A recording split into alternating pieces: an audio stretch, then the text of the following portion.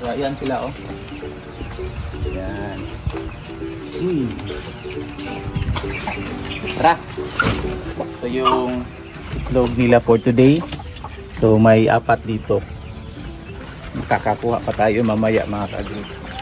Minsan sa 8 hens, minsan yung nakukuha natin 8 eggs din. So perfect.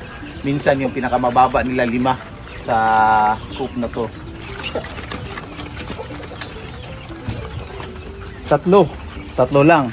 Kasi alas 9 pa ng umaga ngayon na. So minsan yung iba nangingitlog, tanghali, minsan nakakakuha pa rin kami kahit hapon na po mga ka-agri.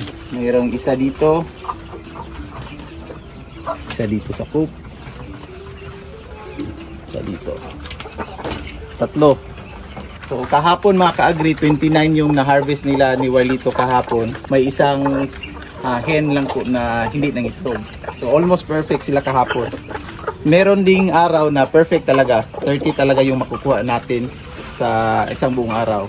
May balak na mag-alaga ng mga free range chicken gaya nito, mga Rhode Island Reds. Pwede nating sa backyard lang mga ka-agri, from small scale farming, pwede po ito mga ka-agri, Rhode Island Reds. So ito yung nakolekta natin for this morning. So thanks for watching, happy farming.